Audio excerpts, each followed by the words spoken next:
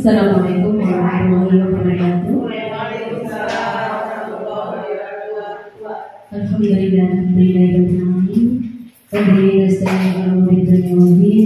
Wassalatu wassalamu ala asyrofil anbiya'i wal mursalin sayyidina wa maulana Muhammadin wa ala alihi wa sahbihi ajma'in. Rabbi shrah li sadri wa yassir li amri wahlul 'uqdatam min lisani yafqahu qawli. Yang terhormat Bapak Kepala SMA Negeri 1 Grabagan, Bapak Ahmad Masruri MPD. Yang kami hormati Bapak Ibu Dewan Guru beserta staf tata usaha SMA Negeri 1 Grabagan. Yang sangat kami banggakan CGP Angkatan 10 Bapak Dwi Setiawan dan juga Ibu Eka Tina Nurula Tuka SPD MPD. Alhamdulillahirobbilalamin. Puji syukur kehadirat Allah, pada siang hari ini kita masih diberikan berbagai nikmat kesehatan sehingga masih bisa hadir bersama dalam suasana yang cerah dalam acara diseminasi budaya positif aksi nyata modul 1.4 pendidikan guru penggerak angkatan 10 SMA Negeri 1 Grabagan, yakni pada hari ini digrabakan tanggal 5 Mei tanggal 5 Juni 2024. Perlu di refresh nih Bu keliru. Salawat serta salam semoga tetap tercurah kepada Nabi Muhammad SAW yang senantiasa menjadi uswatun hasanah bagi kita, dan semoga di zaman akhir nanti kita mendapatkan syafaat. Amin. Bapak Ibu, kami sampaikan kembali terima kasih karena pada siang hari ini panjenengan kersoramu dalam acara yang sangat semoga bermanfaat untuk kita semua hari ini. Marilah kita buka acara pada siang hari ini dengan bacaan hamdalah, bacaan Al-Fatihah, umur kita. Semoga pada siang hari ini berjalan dengan lancar, Belum saya sudah menghitung, mungkin kurang fokus ini siang-siang. Baik, kita buka supaya acaranya lancar dan mendapatkan ridho dari Allah SWT. Ridho Allah bisa berarti Rasulullah Al-Fatihah.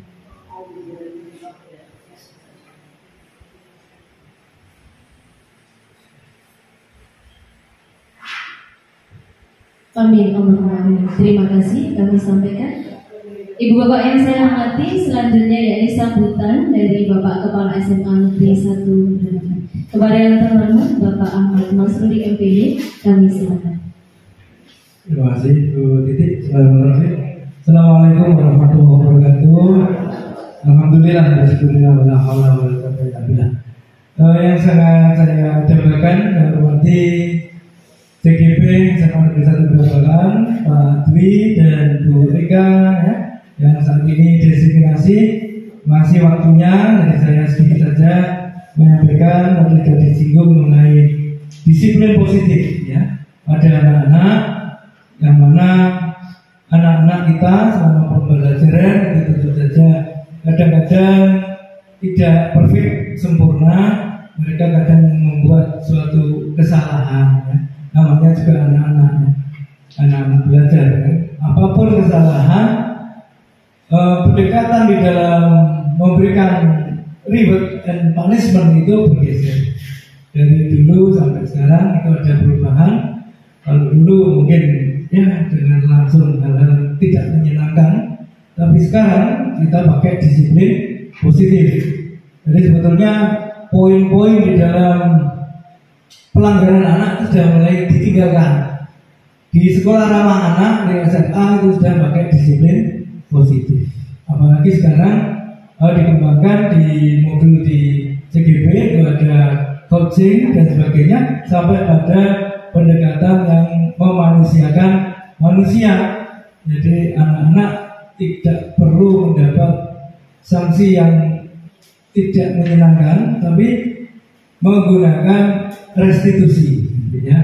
Jadi bahkan ada supaya lebih penasaran, nanti ada segitiga restitusi yang akan disampaikan oleh para pemateri kita yang hebat-hebat siang hari ini. Jadi untuk menciptakan proses kondisi bagi siswa di sekolah memperbaiki kesalahan mereka sehingga dapat kembali ke kelompok mereka dengan karakter yang lebih kuat. Jadi rasa salahnya, rasa bersalahnya itu kita bangun sebagai suatu power ya, kekuatan yang positif sehingga anak-anak tidak berada di suasana yang bersalah, tetapi anak-anak mampu bangkit mempunyai suatu aspek motivasi. Itu ya. Ini Bapak dan Ibu sekalian, memang proses tidak semudah membalik telapak tangan, tapi tetap kita lakukan. Jadi anak bisa memperoleh kebahagiaan atau yang disebut dengan student well-being. Itu saja yang dapat kami sampaikan. Selamat menyampaikan ilmu, ditularkan yang positif untuk membangkitkan SMA Negeri 1 Grabagan.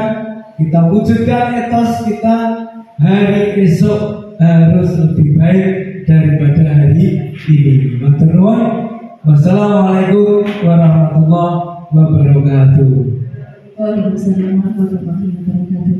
Terima kasih kami sampaikan kepada Bapak Ahmad Mazrul MPD yang telah sampun kersa untuk menyampaikan saran, arahan dan juga supportnya untuk kami dan khususnya untuk CGP Angkatan 10 SMA Negeri 1 Grabagan.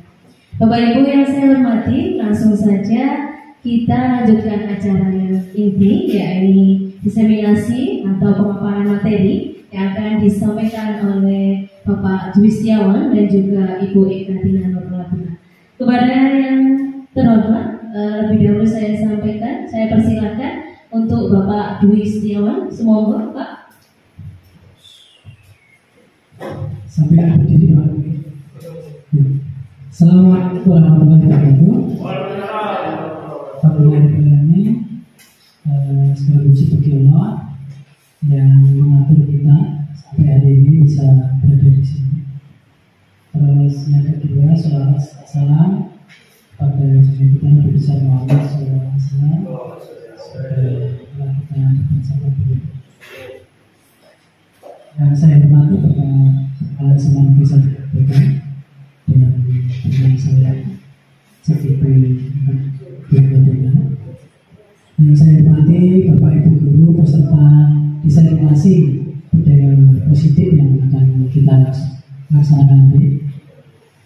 Untuk mengawali kegiatan hari ini, Bapak Ibu, terkait diseminasi ini ya, ini nanti bukan saya dan dengan presentasi itu enggak, tapi makanya kita diskusi bersama untuk intinya bagaimana ke depan sekolah ini lebih baik dari kemarin, membuat sekolah ini lebih nyaman, lebih ramah untuk anak-anak, dan caranya itu nanti apa yang kita pelajari di modul berikutnya kita sampaikan ke Bapak Ibu Guru. Nanti kita bersama-sama bagaimana menentukan arah sekolah ini jauh lebih baik terkait dengan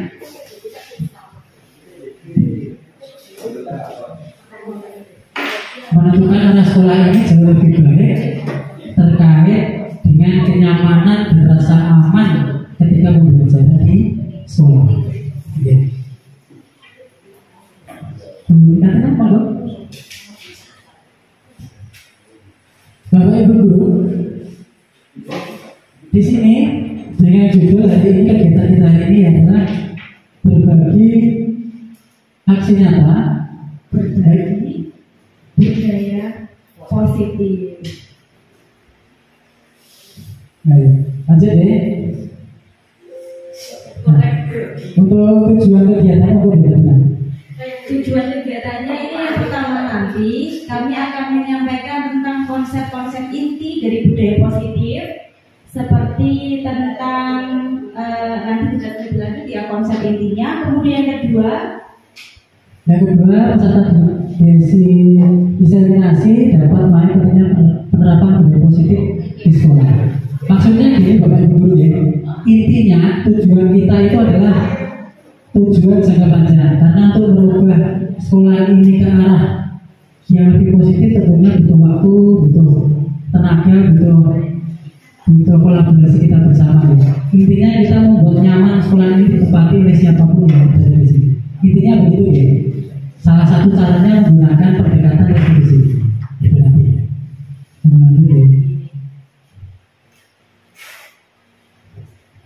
Oke, kemudian nanti apa saja yang kita bahas dalam sesi diseminasi ini? Yang pertama seperti tadi yang sudah saya sampaikan tentang konsep inti dari budaya positif. Di dalamnya ada perubahan paradigma pembelajaran, lalu ada kebutuhan dasar manusia, lalu ada keyakinan kelas, posisi 5 kontrol, dan terakhir ada segitiga restitusi. Jadi ini untuk materi nanti ya, ini ada yang pertama perubahan paradigma. Jadi kita yang paradigma di awal itu peraturan dan disiplin itu bentuknya hukuman, konsekuensi, aturan-aturan sekolah, gitu ya. Nanti paradigma itu diubah menjadi kegiatan yang intinya itu adalah disiplin positif. Jadi disiplin itu budaya yang kita yakini bahwa itu baik dan semua orang meyakini bahwa itu. Contohnya tanggung jawab gitu ya. Semua meyakini itu baik dan berawal dari diri sendiri gitu ya. Jadi intinya materinya itu nanti ada keyakinan kelas, ada diskusi, dan terakhir nanti praktek segitiga restitusi dengan anak-anak yang melanggar peraturan sekolah. Ya, di sini nanti kita bisa menambahkan Pak Dwi karena di poin kedua adalah pengalaman dan pembelajaran yang sudah kami lakukan untuk menerapkan budaya positif. Mungkin nanti kalau masih ada waktunya akan coba kami tampilkan praktek restitusi yang sudah pernah kami lakukan, gitu. Kemudian di gambar ini Bapak Ibu kelihatan ya. Di gambar ini mari kita renungkan gambar berikut.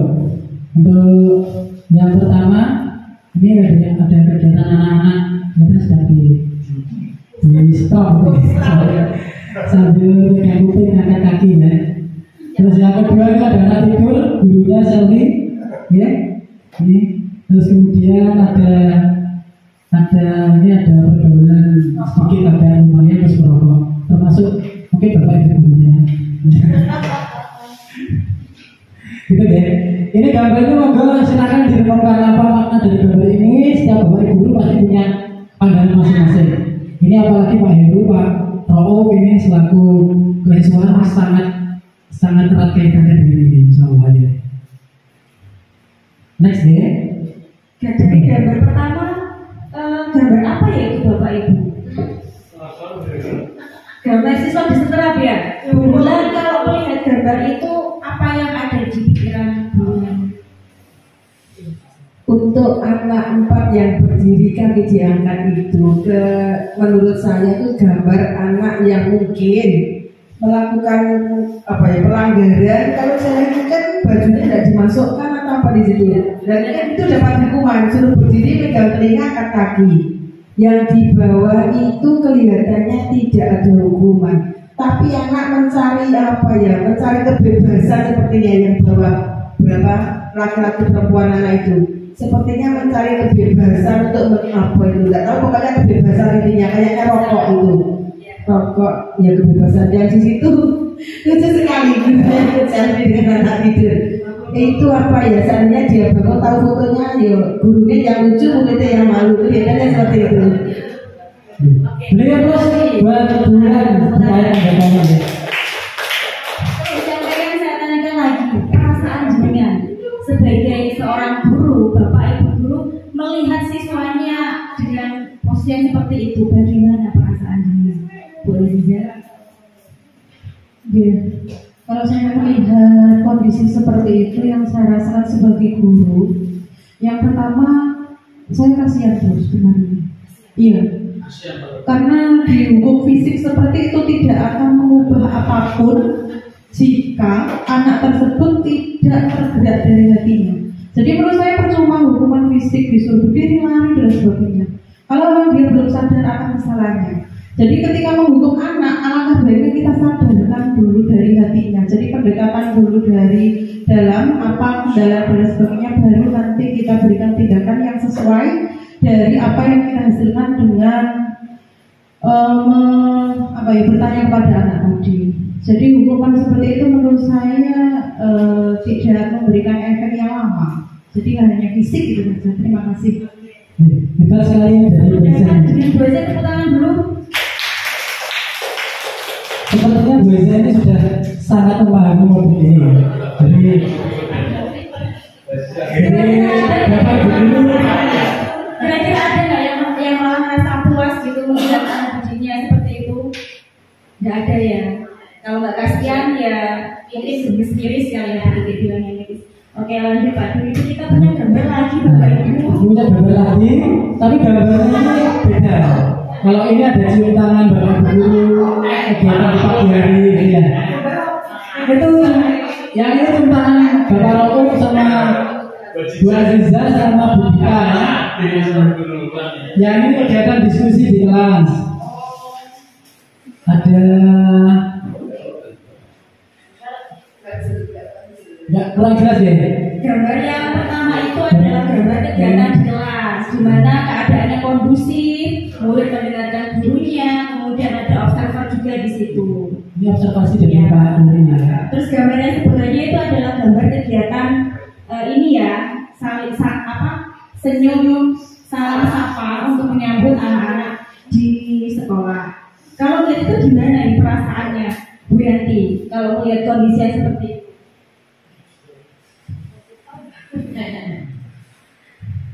Terima kasih Bu Eka. Ini untuk menjawab yang sebelah mana dulu? Berbeda ya, Pak? Aku ini saya nggak kelihatan. Berbeda ya,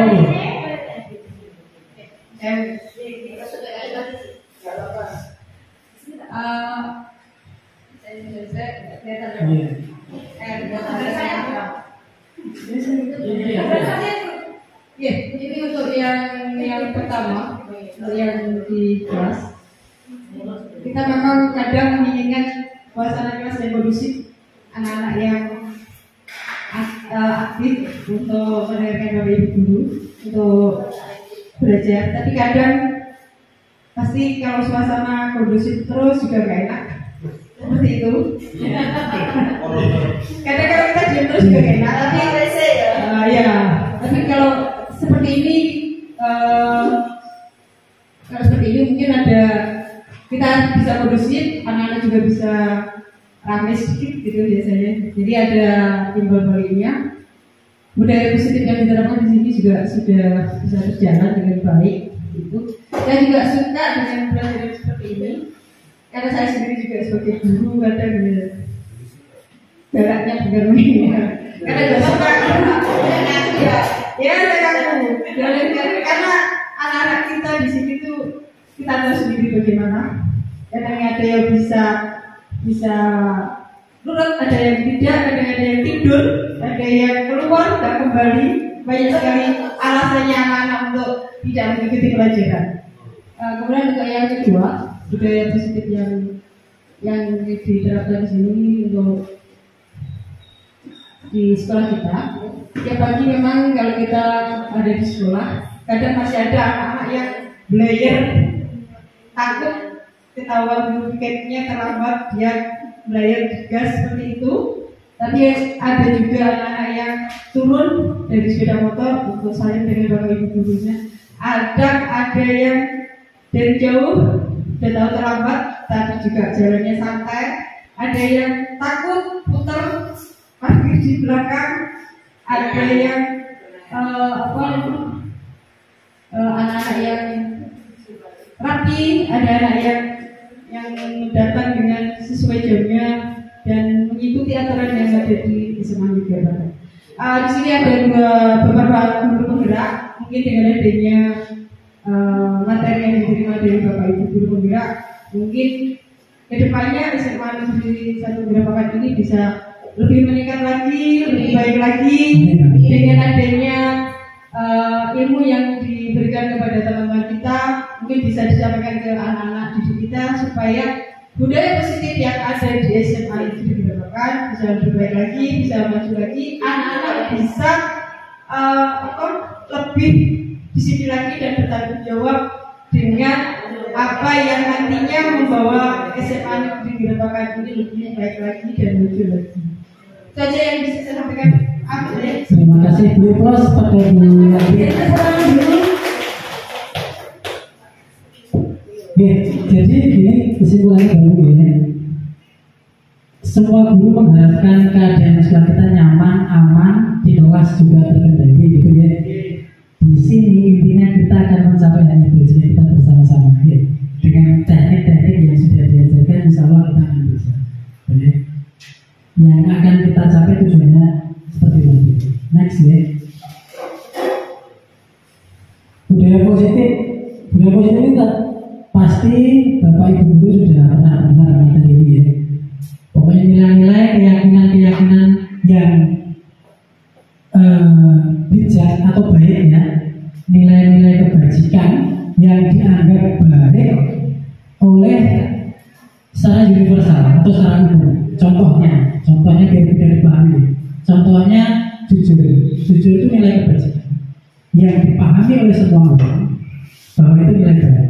Itulah yang dimaksud dengan budaya positif di situ ya. Tapi nilai-nilai kebajikan yang diyakini oleh secara universal. Bu Katrina, mohon. Oke, saya lanjutkan Bapak Ibu ya. Nanti kita gantian dengan Pak Dwi. Baik. Budaya positif itu adalah sebuah budaya yang diharapkan nanti kita itu bisa membentuk murid yang merdeka, yang kritis, yang punya tanggung jawab dan rasa hormat terhadap diri mereka sendiri. Itu adalah keadaan final, tujuan akhir dari seorang murid yang diharapkan oleh kita semua, baik sebagai guru maupun sebagai orang tua. Gitu. Dan kemudian Bapak Ibu ternyata ada perubahan paradigma pembelajaran. Ini yang perlu saya sampaikan, yang mungkin suka nggak suka, mau nggak mau, ternyata telah terjadi sebuah perubahan paradigma pembelajaran. Dulu kita masih berkutat pada teori behavior atau teori stimulus respon, di mana anak-anak itu kita anggap sebagai objek. Kita berikan A, nanti anaknya menjadi B. Kita berikan hukuman, anak menjadi patuh. Kita berikan reward, penghargaan, anaknya menjadi aktif. Itu adalah teori stimulus respon. Nah sekarang sudah terjadi pergeseran di mana kita memiliki yang namanya teori kontrol. Makna dari teori kontrol ini adalah murid memiliki kontrol atas diri mereka sendiri. Kontrol ya Bapak Ibu Pak Rauf ya. Jadi murid sudah bukan lagi sebagai objek, tapi sebagai apa Bapak Ibu? Subjek. Sebagai subjek, mereka memiliki kontrol atau pilihan atas diri mereka sendiri. Seperti itu perubahan paradigmanya. Oke. Nah, dari sini kaitannya itu nanti akan menuju pada disiplin positif dan nilai-nilai kebajikan. Ini yang perlu kita kenalkan kepada anak didik kita, karena barangkali mungkin mereka belum terlalu mengetahui apa saja nilai kebajikan yang kita yakini sebagai umat manusia atau memandang daerah. Sekarang kita coba bermain cobalah buka. Di sini saya butuh 2 orang relawan ya. Siapa yang mau menjadi relawan kami? 2 orang bisa maju ke depan. Kalau saya berbicara karakter. Pak Rauf, requestnya teman-teman Pak Rauf. Dengan siapa satunya? Pak Rauf dengan Bu Titi ya. Oke. Pak Rauf dengan Bu Titi. Ini kita punya permainan dia maju. Cobalah buka judulnya ya. Siapa yang mau buka ya? Iya. Permainan saya itu biasa mengepalkan tangan. Ini kemarin kita sudah lakukan di dan nanti petunjuknya begini ya Pak Rauf dengan Bu Titi. Jadi ada yang sebagai A sama sebagai B. Nanti Bu Titi sebagai pihak yang mengepalkan tangan. Anggap Bu Titi punya something important yang harus digenggam. Sesuatu yang sangat berharga yang harus digenggam Bu Titi. Pak Rauf tugasnya adalah merayu, bahkan mengancam, bahkan memaksa, membujuk, mengiming-iming, mengintimidasi, bahkan ngancam mukul supaya gimana caranya bisa membuka kepalan tangannya Bu Titi. Gitu nggih? Jadi Bu Titi ini punya something important di kepalanya, Pak Rauf setannya istilahnya ya. Oke, pokoknya bahkan menawari uang boleh. Menawari apa pun boleh. Bisa pakai mic ya nanti dalam hal merayunya ya. Titik. Gimana Pak? Ada apa ya di tanganmu? Sesuatu. Boleh bilang ya? Kenapa? Pokoknya sangat berharga Pak bagi saya Pak. Ini saya jadi siswa ya. Penting. Banget Pak. Masa bisa ditukar apa gitu? Uang? Enggak deh kayak 1 juta? belum 2 juta? nggak tahu kalau penawarannya gimana ya. Atau Kalau 2 juta ya saya traktir bakso. Tadi sudah 2 juta kok tolong bakso Pak. Kalau 2 juta itu juga. Itu apa tau Bu? Isinya apa itu? Katanya barang itu isinya apa? Pokoknya penting deh. Penting buat saya. Apa tergantung ini? Kalau dibuka pengennya apa? Kalau saat ini enggak ada kalau saya nggak mau buka kok. Terus saya ngalahin kalau Bu nggak mau buka terus gimana lainnya? Ya terus buka dengan konsel-konsel ya. Kira-kira pengen dibuka itu pengennya apa? Kira-kira bisa dibuka itu pengennya apa? Bisa nggak mau buka pokoknya. Kalau saya paksa, gimana? Ya aku yang lain tuh Pak. Kalau saya kejar, Ya mana yang lain?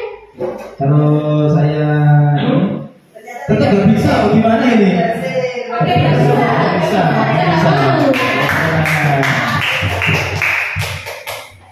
Oke, terima kasih ya Bu Titi dengan Pak. Kesimpulannya gimana? Dibuka apa enggak tadi Bu Titi? Tidak bisa dibuka. Padahal Pak sudah mencoba segala cara. Nah ini adalah analogi di mana Bu Titi ini kita ibaratkan sebagai murid, siswa, anak. Kemudian Pak Rauf adalah sebagai guru atau mungkin orang tua. Kita punya kesempatan untuk merayu mereka, membujuk mereka, memaksa, bahkan mengintimidasi atau mengancam. Tapi kalau yang bersangkutan seperti kata Bu Aja tadi, yang bersangkutan itu punya kontrol, punya kemampuan untuk mempertahankan diri, bergantung pada dia sendiri. Kalau dia mau buka, ya dia buka, kalau enggak ya enggak. Dan ternyata itu yang sering kita lupakan. Kita punya kontrol atas hidup kita. Murid juga demikian. Jadi Bapak Ibu, setiap manusia itu punya kebutuhan dasar yang harus dipenuhi. Intinya dari teori kebutuhan dasar manusia itu kan ada ingin dicintai. Jadi setiap orang pengen dicintai. Kadang-kadang pengen menguasai, pengen menguasai. Kemudian kadang-kadang saya pengen menguasai sesuatu. Terus ada kalanya apalagi Bu Katina? Ya, kebutuhan dasar nanti ada bagiannya sendiri Pak. Kita bisa langsung masuk. Salah satunya itu pengen dicintai, pengen menguasai, Pengen kesenangan, kebebasan, kebebasan. Ada pengen bebas, itu nanti ada itu kebutuhan dasar manusia. Pertanyaan pemantik pertama, apakah Anda setuju dengan pernyataan ini? 1. Hukuman dapat mendisiplinkan anak. Nah ini saya ingin tahu banget dari sudut pandang Pak Adi Santoso.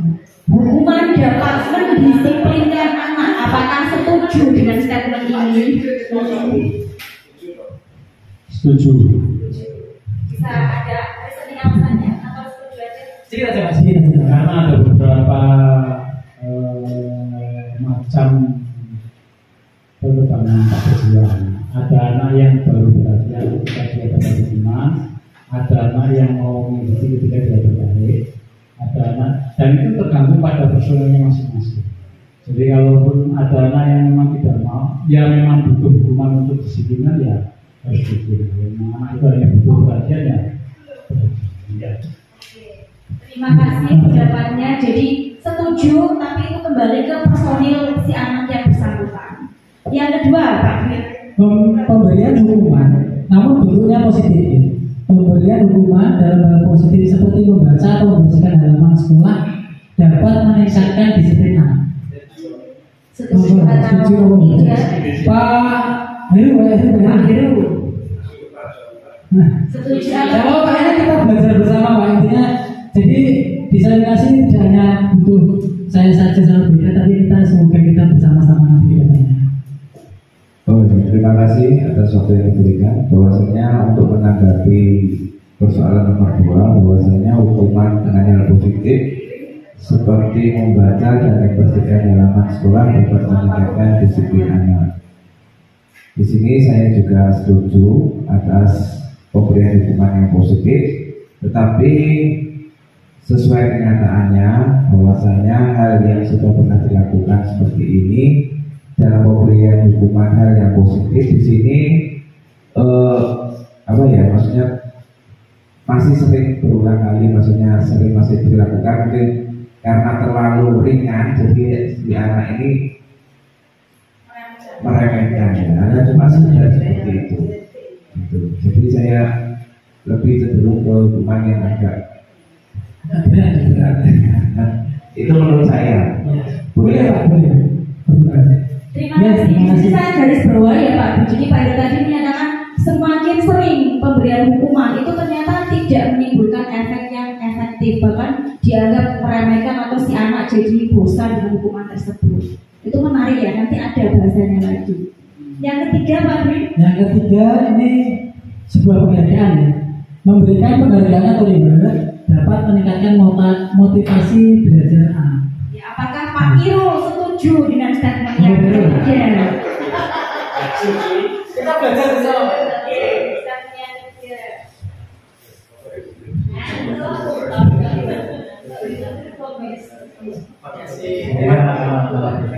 Saya itu sangat setuju.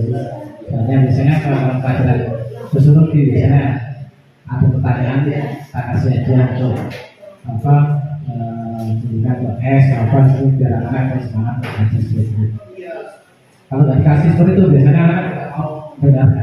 Tapi kalau dikasih pertanyaan terus kasih hadiah itu pasti anak semangat untuk belajar. Dibandingkan nggak ada tidak ada sama sekali belajar, tidak akan mau untuk belajar seperti itu. Belajar ya. Terima kasih. Ini real banget ya. Jadi di kelas Pak Irul kalau tidak ada rangsangan anaknya pasti. Oke. Jadi gini Pak Bu Katina dan teman-teman yang lain.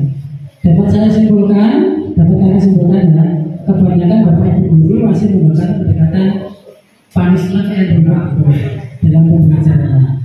Dan di sini tadi di awal ini fungsinya modul ini adalah merubah paradigma tersebut. Yang di awalnya masih hukuman dan reward, kita jadikan nanti pakai pendekatan restitusi. Itu ya disiplin positif. Next ya.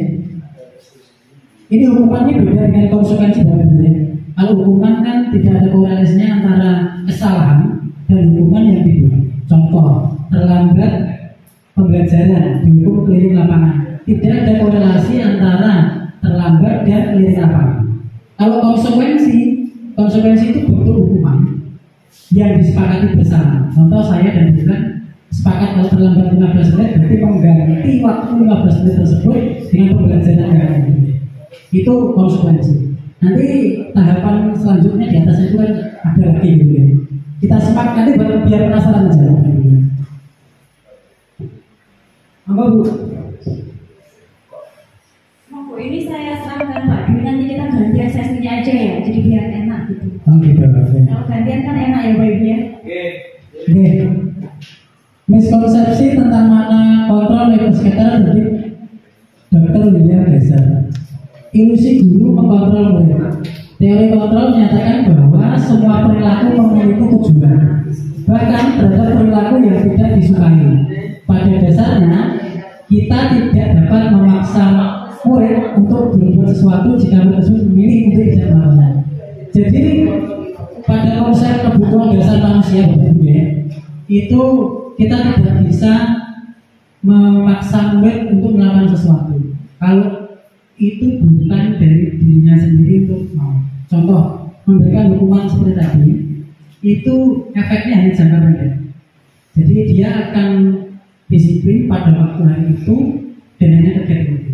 Yang dimaksud di sini nanti kegiatan tujuan akhirnya adalah membiasakan meyakini bahwa terlambat itu tidak baik. Maka dia harus meyakini dan belajar diri sendiri. Kalau bahasa Islamnya muhasabah itu bahwa saya harus tidak terlambat dari dalam diri saya sendiri, bahwa saya punya kewajiban untuk belajar dan sebagainya. Itu intinya ya. Next.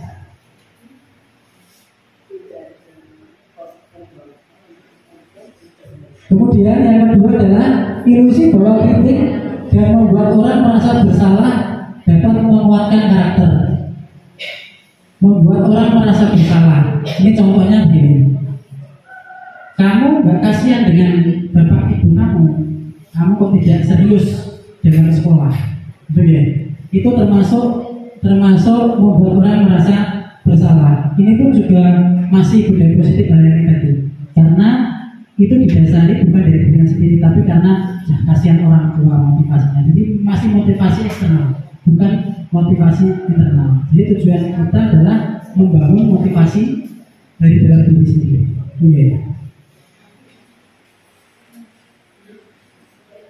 Nah, ini Bapak Ibu akan kita tampilkan video 5 posisi kontrol ya. Nanti bukan dulu.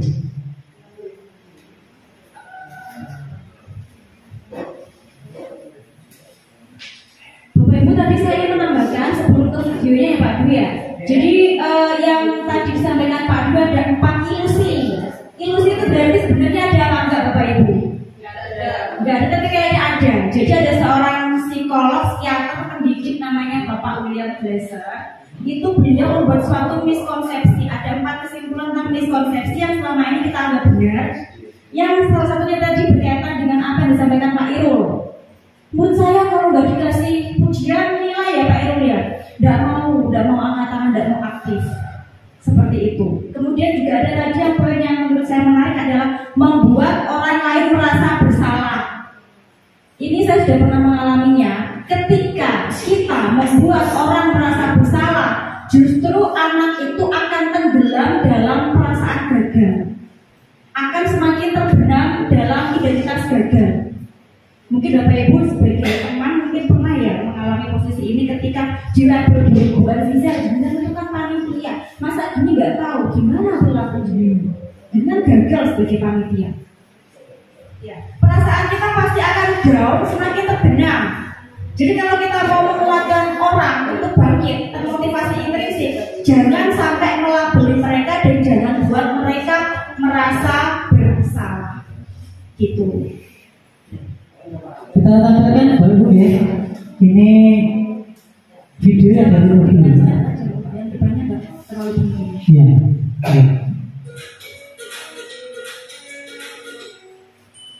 Salam bahagia ibu dan bapak guru hebat dalam menerapkan disiplin positif restitusi. Salah satu program yang dikembangkan Bisa dengar saja Pak Dwi.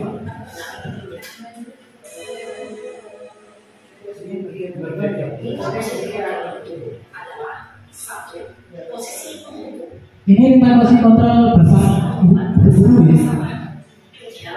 Posisi tenang, 4 posisi memantau atau monitor, dan 5 posisi manajer. Untuk lebih memahami kelima posisi tersebut, mari kita saksikan kasus Naden yang terlambat hadir di mobil sekolah dan melihat bagaimana kelima posisi kontrol dalam menghadapi masalah tersebut.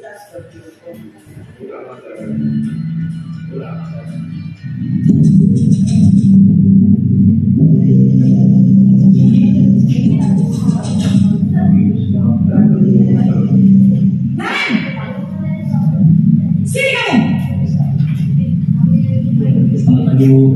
Selalu terlambat. Kamu deh pasti terlambat.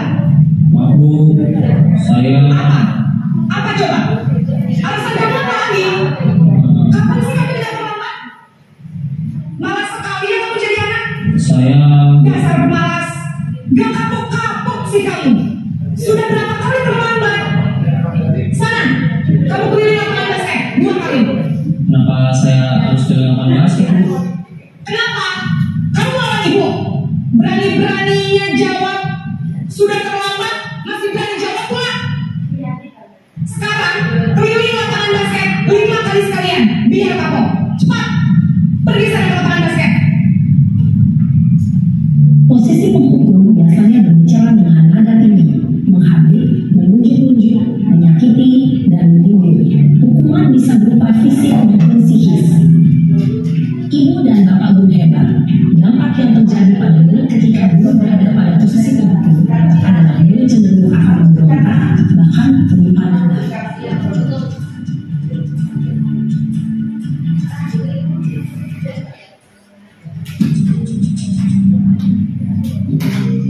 Yang kedua, membuat merasa bersalah misalnya.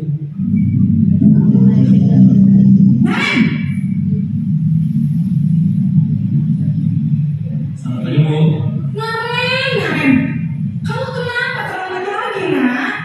Ya Tuhan, Naren, kamu senang ya bikin ibu susah ya? Kalau kamu terlambat lagi, nanti ibu yang ditegur bapak kepala sekolah, nak. Disangka ibu tidak bisa membina kamu. Duh, gimana ini? Maaf, Bu. Duh, Gusti Naren, kamu sini kayak kalau ibu ditegur bapak kepala sekolah. Terus, sekarang ibu harus tulis apa yang ibu absen? Ini kamu sudah sering terlambat loh. Ibu harus apa coba? Maaf, Bu. Maaf sekali. Ya sudah, lain kali jangan bikin ibu susah lagi ya, nak ya. Ibu tidak akan apa lagi kalau gini terus. Bisa jantungan kalau ibu ditegur bapak kepala sekolah. Sana cepat, kelas. Maaf ya, Bu. Maaf sekali. Posisi membuat rasa bersalah berbicara dengan nada tenang, cenderung lembut. Namun kata-kata yang diutarakan membuat murid merasa menjadi orang yang gagal, memandang buruk dirinya sendiri, merasa tidak berharga, dan tidak sanggup membahagiakan orang lain. Ketika guru mengambil posisi membuat rasa bersalah, murid akan menganggap dirinya yang bersalah dan ia akan menyimpan emosi negatif tersebut di dalam dirinya. Yang ketiga, posisi guru sebagai teman tentunya.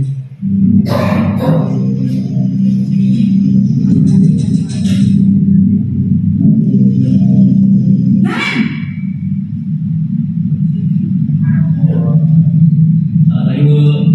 Wah, sudah jam berapa ini, nak? Terlambat lagi ya, sayang. Iya, Bu. Habis ibu saya belum membangunkan saya, Bu. Kamu malah menyalahkan ibu kamu. Kamu bukannya anak yang larinya paling kencang. Kok terlambat sih? Iya, Bu. Saya memang terlambat bangun tadi. Jadi, biarpun saya lari kencang, tetap gak kencang, Bu. Ya sudah sana. Nanti lain kali larinya lebih kencang lagi ya. Biar gak terlambat lagi. Bikin senang ibu. Demi ibu. Bisa kan? Bisa lah, Bu. Ya sudah sana ke sekolah. Ibu beresin urusan absen kamu. Kamu ini ada saja. Dalam posisi teman, guru berbicara dengan nada suara ramah, akrab, cenderung bersenda gurau untuk menjaga suasana tetap santai. Murid akan merasa senang, aman, dan akrab dengan guru. Identitas yang tercipta adalah identitas sukses atau berhasil. Namun, tidak ingat, karena ini masih lingkungan eksternal, maka ada faktor ketergantungan dari murid kepada orang tertentu. Di sini, guru absennya, sehingga di lain waktu, murid bisa berperilaku baik, namun hanya pada peraturan tertentu saja.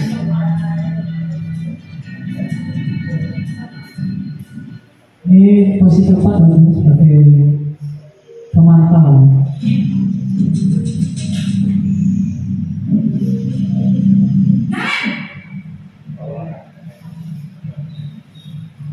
Selamat pagi, Bu. Naren, apa peraturan sekolah kita tentang jam berapa kita harus masuk sekolah, nak? Kita harus di sekolah jam 7, Bu. Iya betul, sekarang sudah jam 7.20. Naren sudah tahu konsekuensinya jika terlambat hadir. Lalu, saya harus tinggal kelas pas jam istirahat selama 20 menit. Iya benar, konsekuensinya demikian. Jadi nanti jam 9.30 pas istirahat, kamu harus tinggal di kelas, kerjakan tugas tambahan untuk ketertinggalan kamu, ya? Baik, Bu. Posisi pemantau mengandalkan penghitungan atau data untuk mengontrol murid. Guru mengarahkan murid berdasarkan peraturan dan konsekuensi. Seorang pemantau menunjukkan bahasa tubuh dan ekspresi wajah yang datar dan cenderung formal. Yang terakhir, menjadi posisi manajer.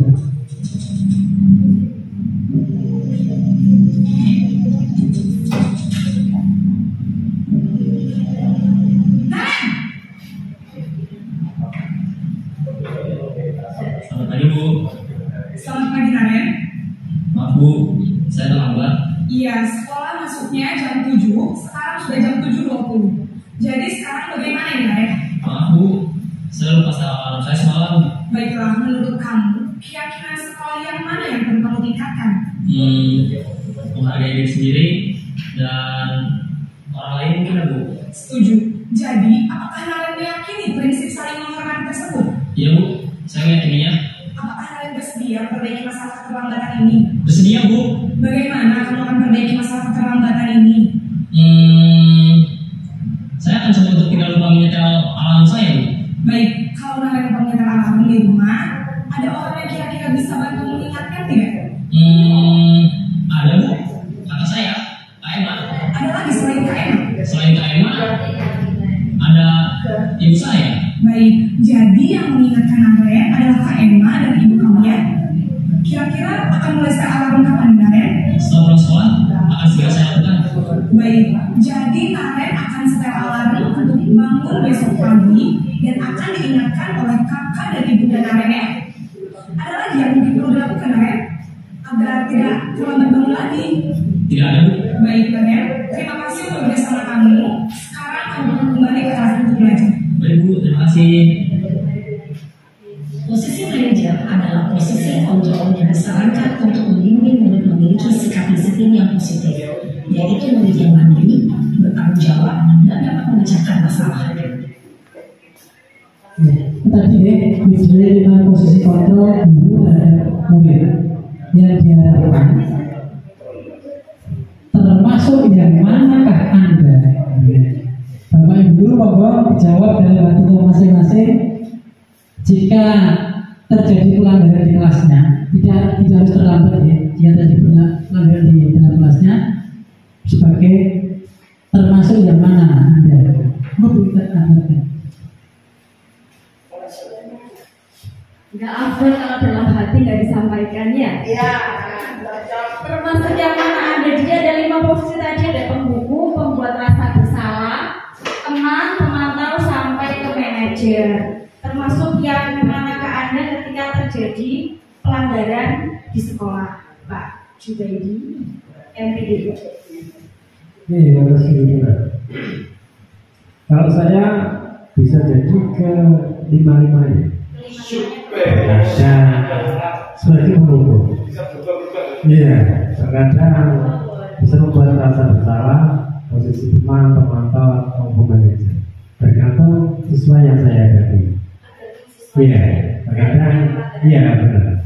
Kadang ada anak itu yang selalu terulang dengan kasus yang sama, berarti posisi saya yang kurang tepat. Gitu. Jadi saya harus ubah posisi saya. Saya coba A, B, C, dan D sampai kanan. Iya, sampai tersadar dia akan kesalahannya. Itu mungkin. Terima kasih. Pak Jubaidi sudah pernah mencoba semuanya. Kalau Bu Purwaningsih, guru matematika idola ini, saya mungkin sebagai teman yang paling baik ya, karena kalau biasanya untuk mengerjakan kan perlu hubungan kita hubungan, karena ini kalau tanpa hubungan saya punya adalah kawan. Mungkin satu lagi ya, dari Pak Roni. Kalau Pak Roni pernah menggunakan tipe yang apa ini ketika ada murid yang melanggar? Satu pernah, yang sebagai pernah juga pernah. Oke, baik. Sebenarnya Bapak Ibu, saya pun dengan Pak Dwi pun sebenarnya pernah menggunakan kelima-limanya. Tapi kalau saya pribadi untuk penghukum, sepertinya sangat jarang sekali. Karena memang tipenya adalah saya tidak suka menghukum orang, tergantung ke personalnya masing-masing. Lantas apakah dari 5 macam kontrol ini ada yang akan kita tuju, Bapak Ibu? Ada. Kita sebenarnya ingin menuju pada kondisi posisi kontrol manajer. Tapi Bapak Ibu, untuk menuju ke situ tidak semudah membalikkan telapak tangan. Seperti tadi Pak Jubir bilang, anak-anak tak coba berbagai posisi BK, teman pernah, penghukum pernah, bolak-balik sampai akhirnya sadar. Bahkan kadang mungkin masih belum sadar ya. Betul. Lalu buku juga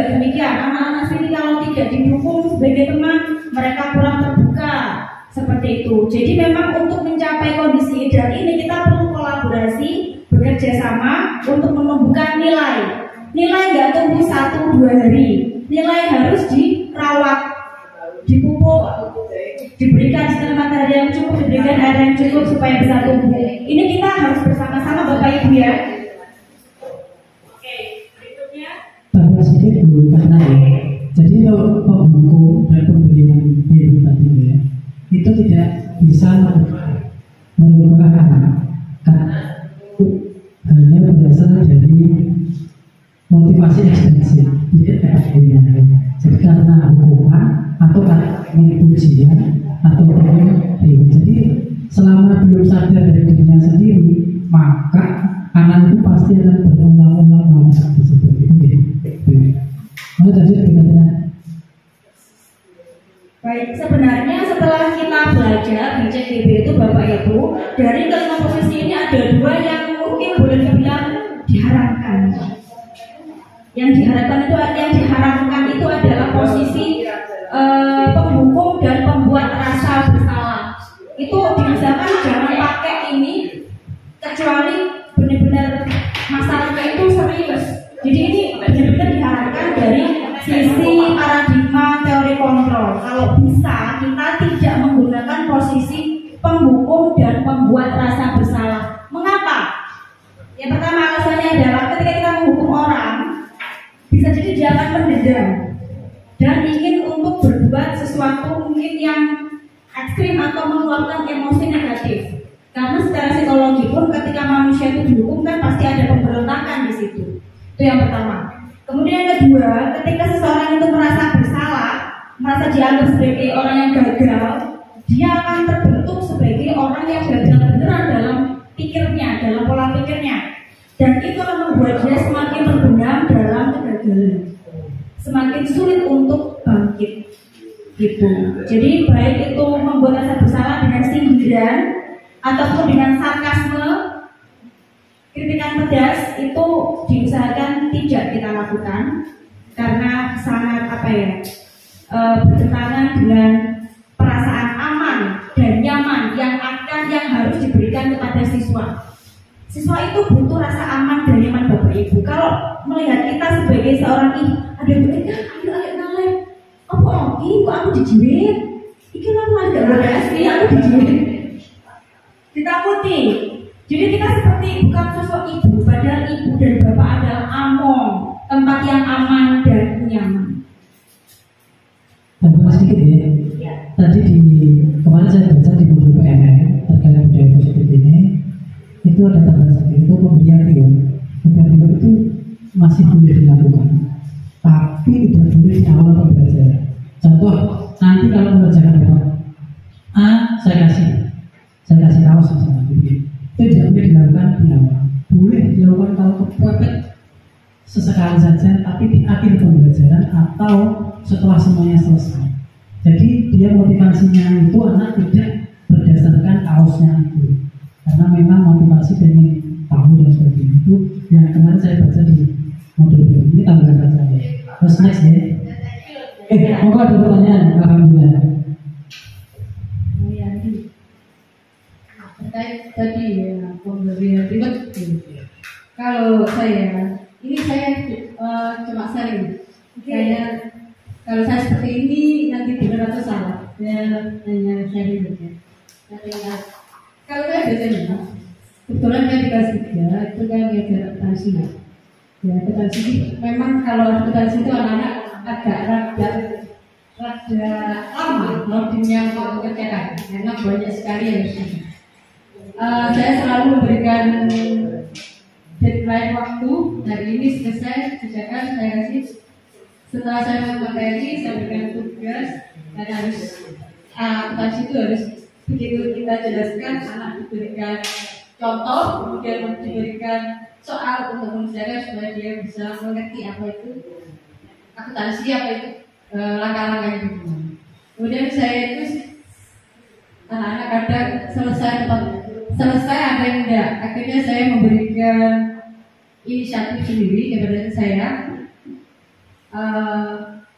Siapa yang 5 tercepat untuk menyelesaikan tugas sesuai dengan yang saya harapkan dan ini selesai semua, saya memberikan tambahan nilai untuk anak yang memberikan yang segera mengumpulkan tugas sesuai tepat waktu yang saya inginkan.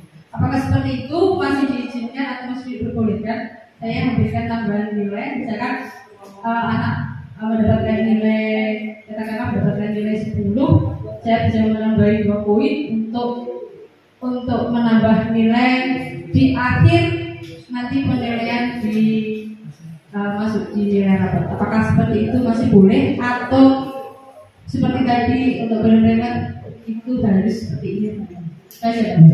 Terima kasih. Pertanyaan dari Bu Yanti terkait reward ya.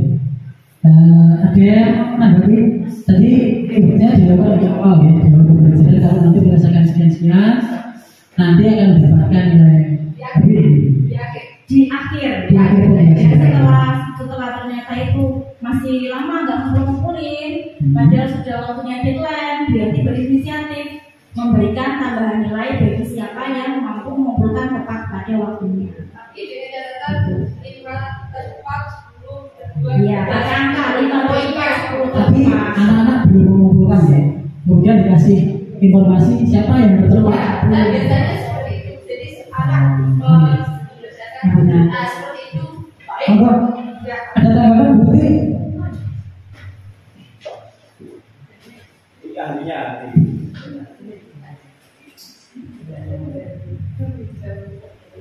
Terima kasih Pak Buni, Bu Eka. Terkait pertanyaannya Bu Yanti deh, yang apakah masih tetap kita boleh untuk memberikan ini untuk memacu mereka supaya menyelesaikan tanggungan dan berhasil seperti yang lain. Kembali seperti yang materi yang disampaikan Pak Dwi dan Bu Eka tadi, memang untuk behavior pembiasaan itu tidak semudah kita membalik telapak. Saya kira untuk yang kita lakukan selama ini di sekolah kita memang demikian ya. Tidak semudah itu kita langsung merubah mindset anak, pembiasaan anak. Karena pembiasaan itu berlaku, perilaku itu jika sudah berulang-ulang dilakukan lebih dari 6 bulan, maka akan menjadi kebiasaan dan karakter anak itu. Maka itu sangat sulit. Untuk boleh dan tidak boleh, kalau untuk teori ini tentunya ya tidak boleh, karena harus kita lakukan tipe manajerial yang kontrol manajer. Namun kalau menurut saya, karena kita masih berproses, jadi proses itu kan tidak sekonyong-konyong kotor ya. Mungkin kita bisa beralih alon-alon yang dulunya itu ya, nanti kita semakin berkurang, barulah kita tetap menuju ke kontrol manajerial. Namun sepanjang perjalanan ini kan tidak langsung kita berubah kabeh manajerial semua kan sulit ya. Kalau boleh tidaknya mungkin kita bisa lebih melihat kondisi si anak nih. Kalau memang itu sangat, menurut saya ya, ada anak-anak itu yang sangat akut sekali, hanya bisa kita tolong dengan iming-iming, dan sementara nanti anak ini ya apa nilainya, mungkin boleh kan seperti itu mapel seperti. Tapi untuk saya sarankan tidak diberlakukan terus-menerus, karena ini tidak akan muncul motivasi intrinsnya gitu. Jadi tetap harus dikurangi. Tapi dengan itu ya, kita memberikan obrolan ya, apa istilahnya, ngobrol bareng si anak untuk tindakan ini. Mungkin seperti itu ya, untuk boleh tidaknya, monggo. Terima kasih. Bunda dari Budi, jawabannya sangat luar biasa. Kemarin yang saya baca di paper begini Bu, ya, saya saja untuk pemberian seminimal mungkin. Sebenarnya dalam arti jangan terlalu sering digunakan. Ya, semakin menghilang. Kemudian rewardnya dilakukan di akhir. Jadi setelah semua mengumpulkan, nanti baru dikasih reward. Jadi motivasinya anak bukan karena cepat-cepatan ini dan sebagainya, tapi karena memang cepat dikasih reward. Perbedaan dari itu. Terima kasih. Untuk next materi berikutnya, ya, Pak Bu Fatina, ya kita. Baik, Bapak Ibu tenang saja, masih lama waktunya, minimal 1 jam kita di sini ya. Tercatat masih sekitar 50 menit ya. Oke, materi berikutnya ini adalah keyakinan kelas. Keyakinan kelas ini Bapak Ibu bisa next ya, diturunkan sebenarnya dari kesepakatan kelas.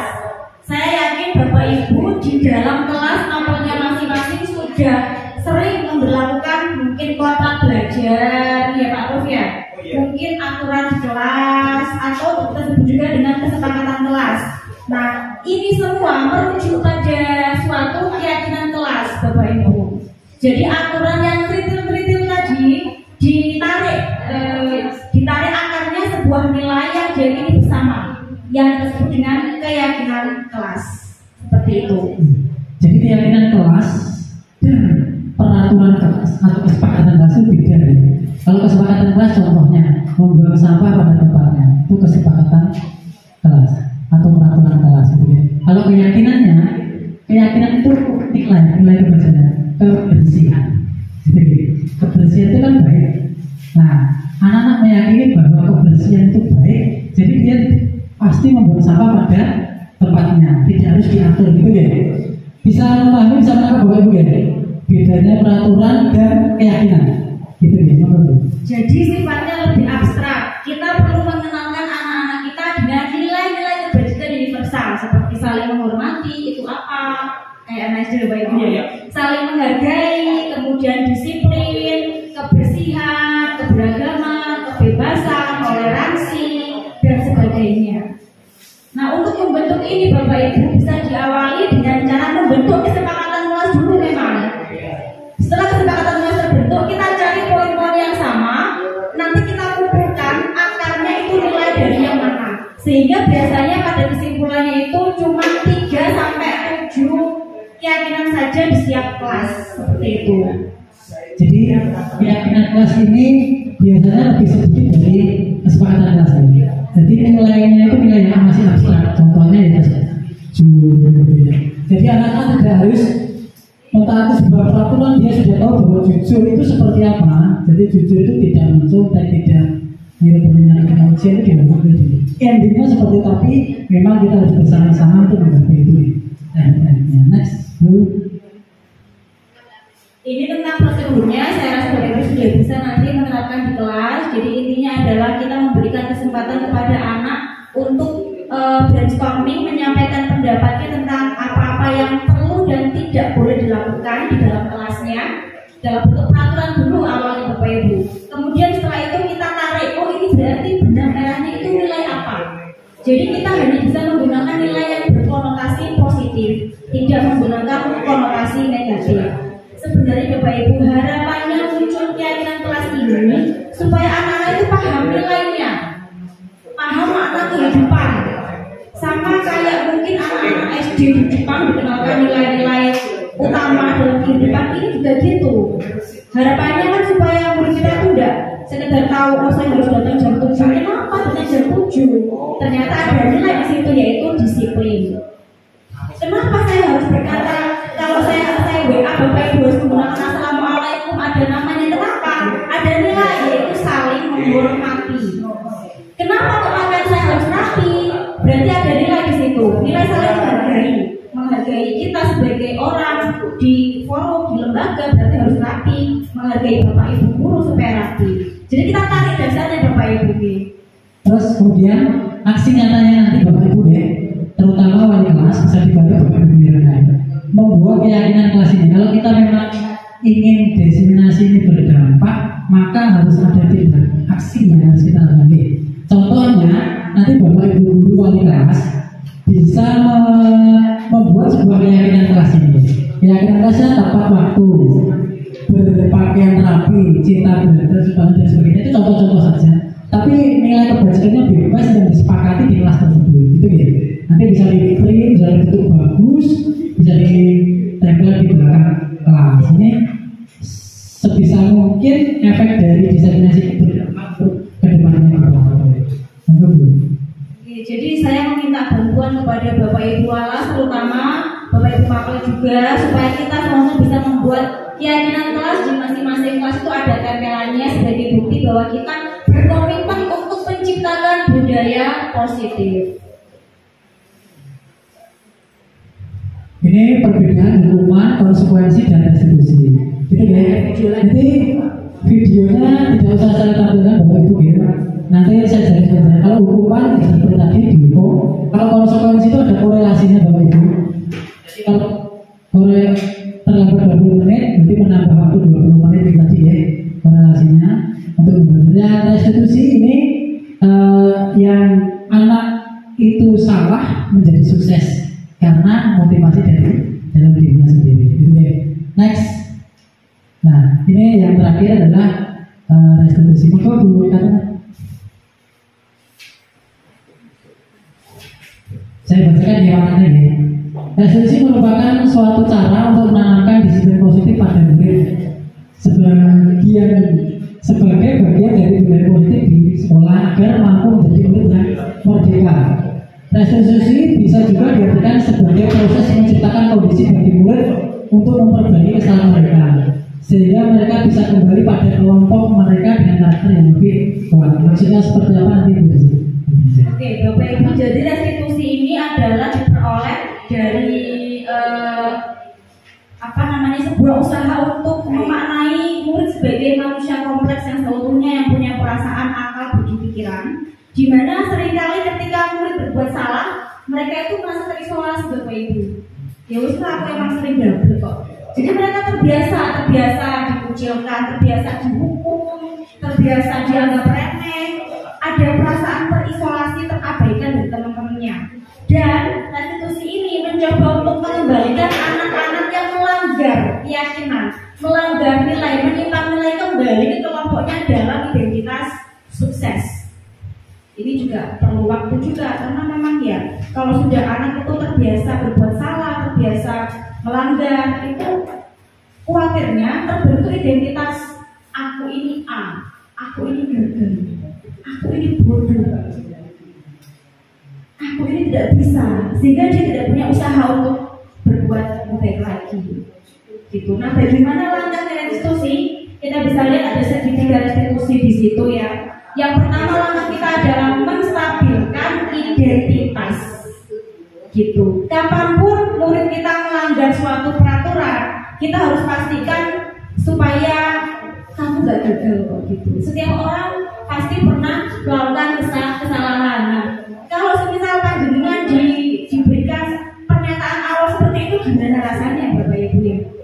Gue kan gak salah kok. Setiap orang pasti pernah melakukan kesalahan. Gimana, adem gak? Adem apa enggak? Adem. Ya, kita seperti merasa oh iya ya aku tuh nggak segagal itu. Nah, langkah yang kedua itu adalah validasi tindakan yang salah. Jadi di sini poin utamanya adalah kita perlu mengetahui sebenarnya apa alasan si anak melakukan kejadian atau hal yang menyimpang tersebut. Kita cari tahu alasan mereka, kebutuhan dasar mereka yang belum terpenuhi di mana. Untuk langkah yang kedua ini saya rasa sudah dilakukan dengan semua. Mungkin yang belum mungkin biasanya adalah yang bagian satu tadi, menstabilkan identitas. Setiap kali murid kita salah, pastikan kita ada dan membuat dia merasa dia tidak gagal. Dulu harus berbeda ayo melanggar yuk. Kalau pergi biasanya, dasimu mana? Mesti ini terus dasimu gila mau. Mesti aku dulu sama ini terus. Itu yang paling susah ya. Oke, boleh Pak Di mau memperlihatkan contoh videonya ya. Nah, yang ketiga yang terakhir tadi adalah menanyakan keyakinan gitu. Keyakinan nilai-nilai tadi. Makanya kalau anak kita ingin tahu keyakinan, tahu nilai pintar, nanti kita bisa jadi manajer.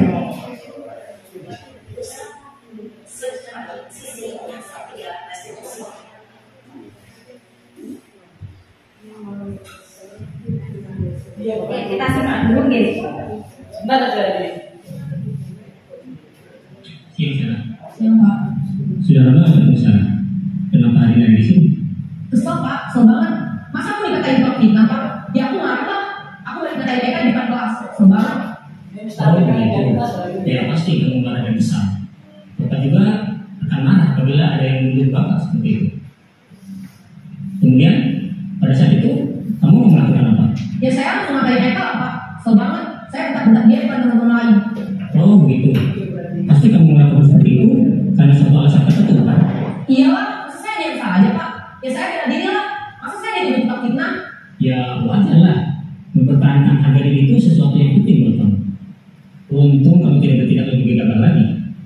hanya meminta-minta.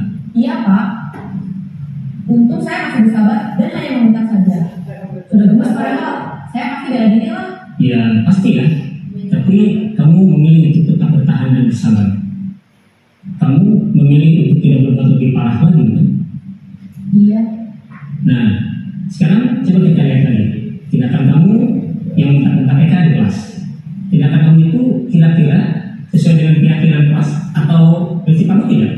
Enggak Pak, capek Pak jadi pemarah. Jadi keyakinan atau prinsip mana yang kurang sesuai dengan keinginan kamu? Ya, saya sebenarnya sangat menghargai orang lain.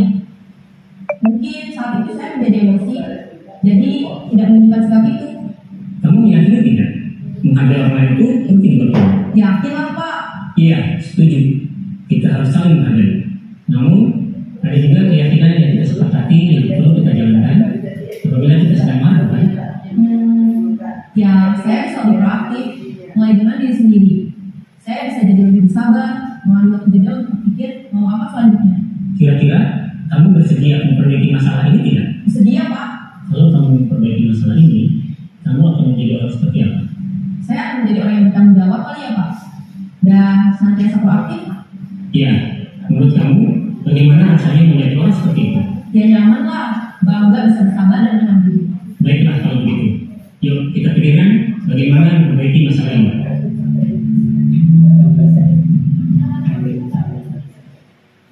Maka lanjutkan penjelasannya. Jadi ini Bapak Ibu ya, ini tadi apa namanya contoh dari di mobil CDW itu terkait cara pendekatan dengan institusi gitu ya. Yang tadi menstabil emosi, kita juga pernah sama-sama pernah mengalami itu, kemudian memvalidasi tindakan apakah kira-kira tindakan kamu tadi itu benar atau enggak. Terus kemudian keyakinan mana yang dilanggar. Nanti arahnya keyakinan kelas bahwa menghargai yang lain, bertanggung jawab itu adalah kebaikan. Dan saya berharap semoga di sekolah ini sudah tidak ada lagi yang namanya hukuman, apalagi sampai main tangan. Nah, seperti itu saya pikir Bapak Ibu di sini saya yakin mampu untuk melakukan itu. Sudah tidak ada lagi kejadian seperti itu. Tentunya sekolah yang ramah dan nyaman buat anak-anak. Oke. Semoga berarti untuk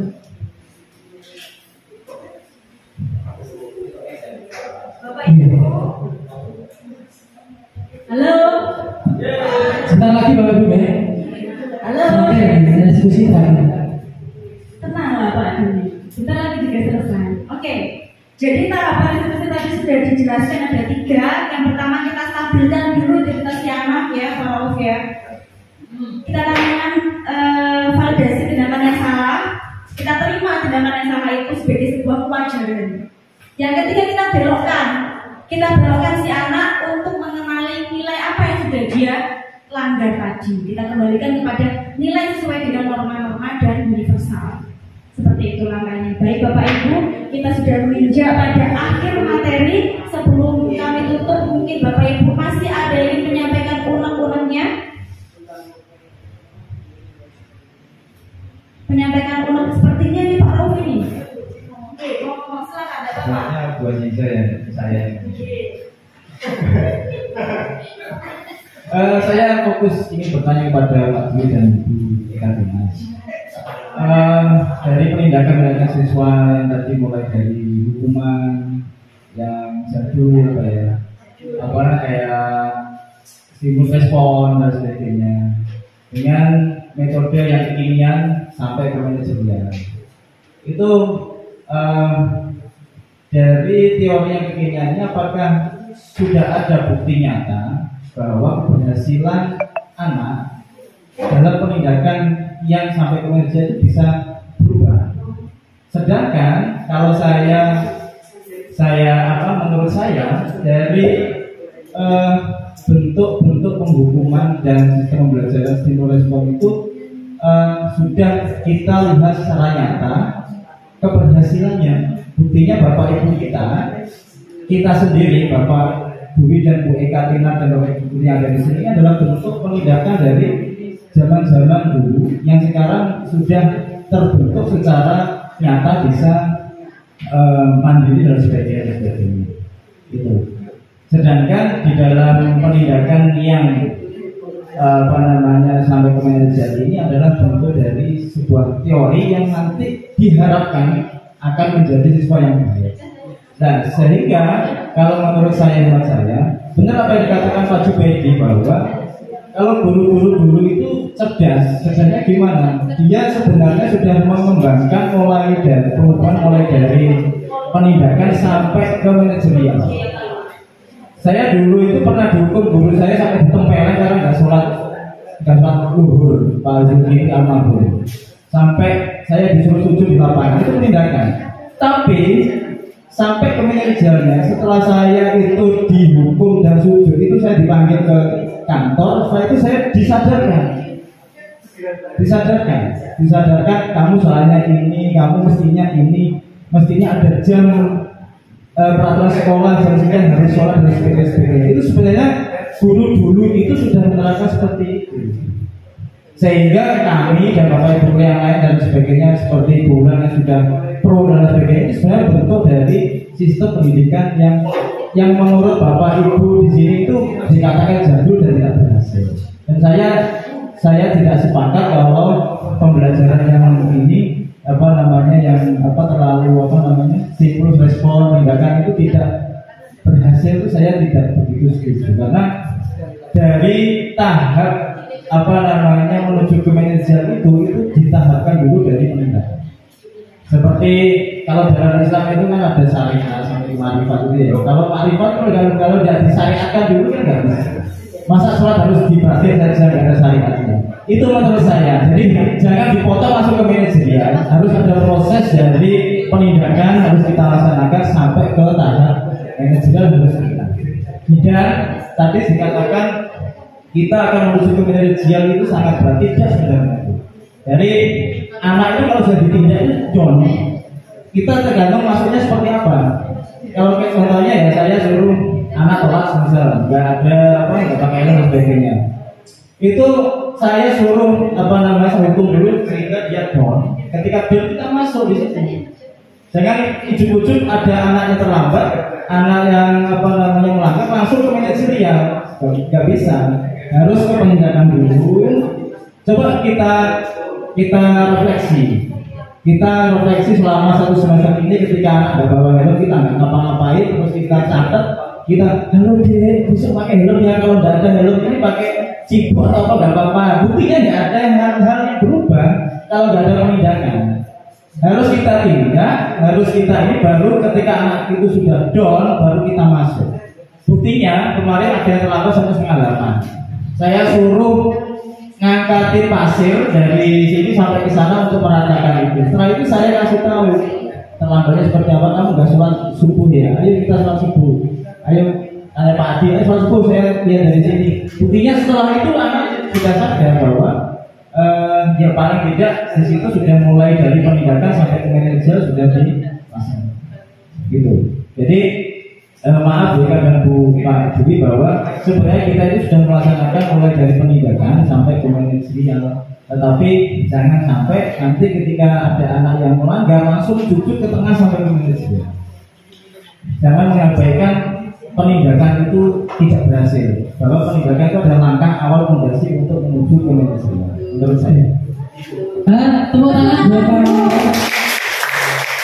buat ada yang mau menanggapi? Ini langsung ke refleksi ya berarti ya. Ini sama dengan refleksi kita hari ini. Ini refleksi sekaligus unek-unek. Saya mau koreksi sebentar ya Pak Rauf. Kami di sini tidak mengatakan BHV itu tidak berhasil.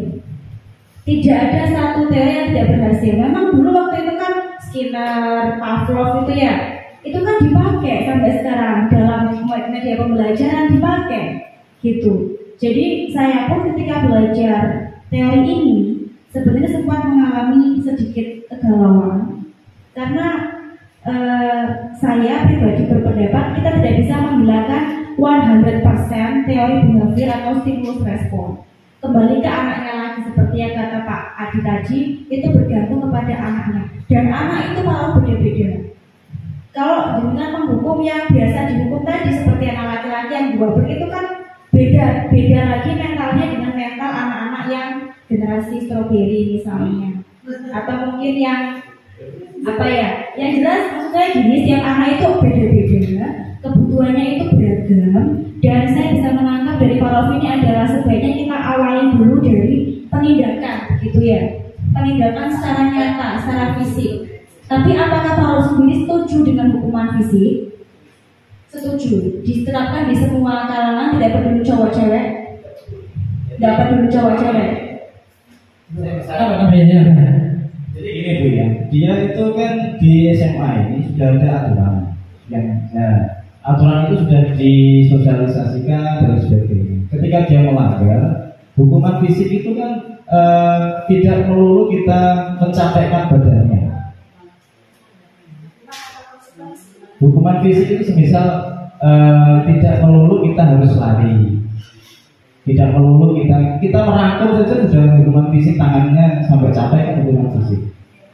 Nah sehingga paling tidak guru itu harus punya porsi yang dihadapi itu siswanya seperti apa, fisiknya seperti apa. Kalau kita lihat fisiknya dia itu kuat, juga harus punya ukuran gitu.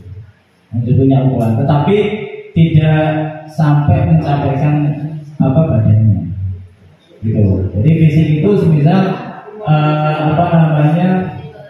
intinya dia itu dikasih rasa untuk fisiknya itu dikasih hukuman terlebih dahulu, saya itu disadarkan oh kamu tuh ketika down baru itu disadarkan, kita masuk ke situ, kita saya bisa lakukan Pak boleh ada tambahan gitu ya. Tapi ini Pak Robi sebagai katanya begitu. Nambah lagi.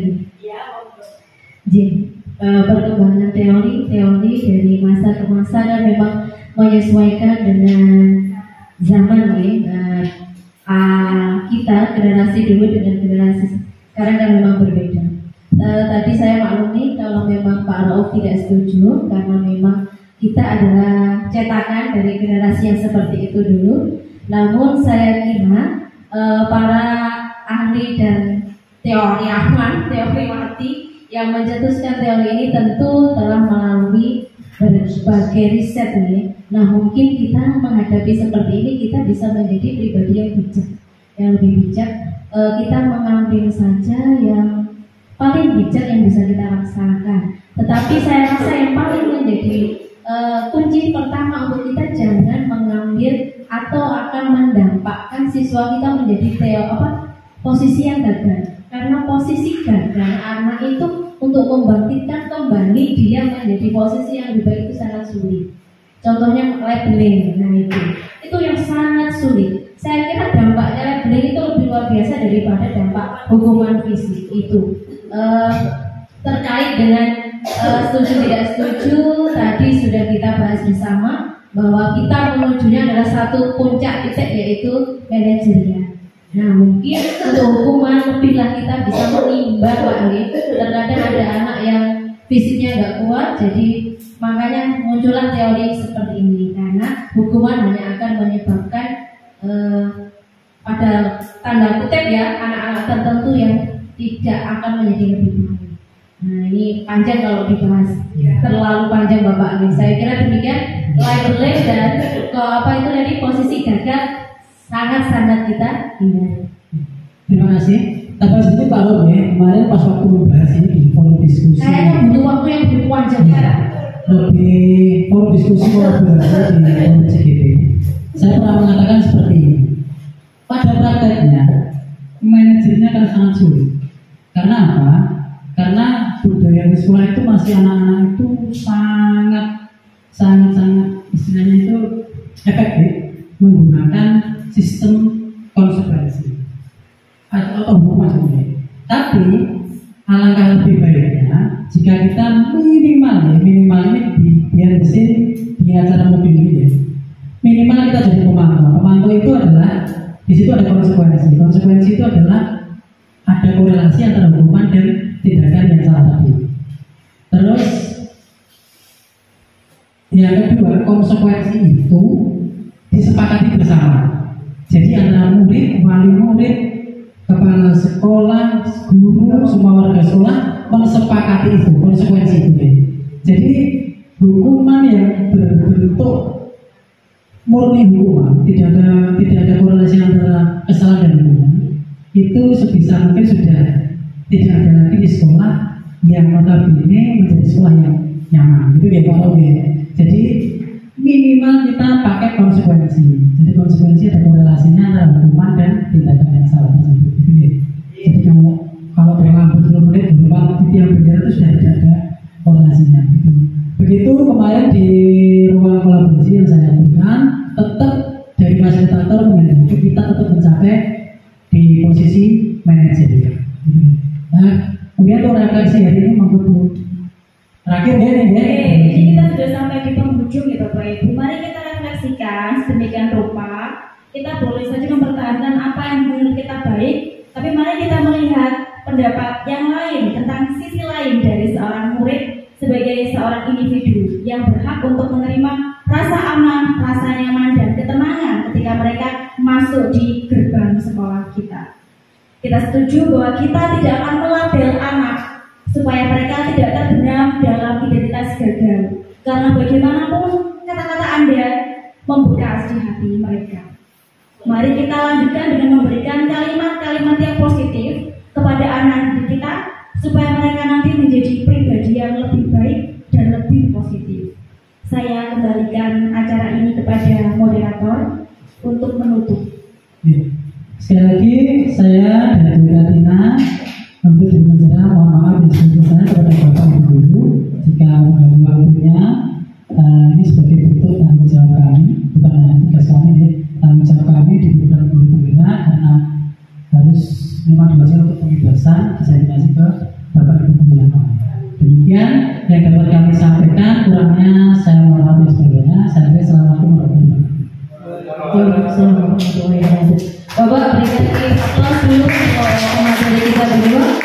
Ibu Bapak demikian tadi pemaparan materi atau diseminasi budaya positif dalam aksi nyata modul 1.4 dalam rangka pendidikan guru penggerak angkatan 10 SMA Negeri 1 Medan yang disampaikan oleh Ibu Eka Tina Nur Ulatuka dan Bapak Dwi Setiawan SPD. Kami selaku sasaran untuk diseminasi hari ini Bapak Ibu menyampaikan terima kasih atas materi yang disampaikan.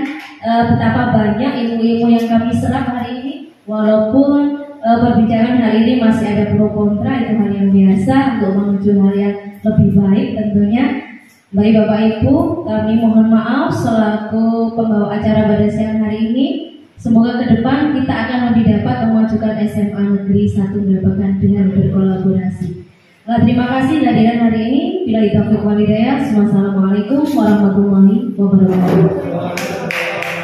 Allahumma sholli ala Muhammad. Terima kasih Bapak. Bantuan di Bapak bawa sedikit buat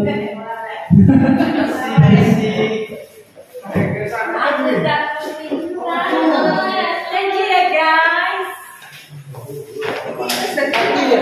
Ini suatu gimana?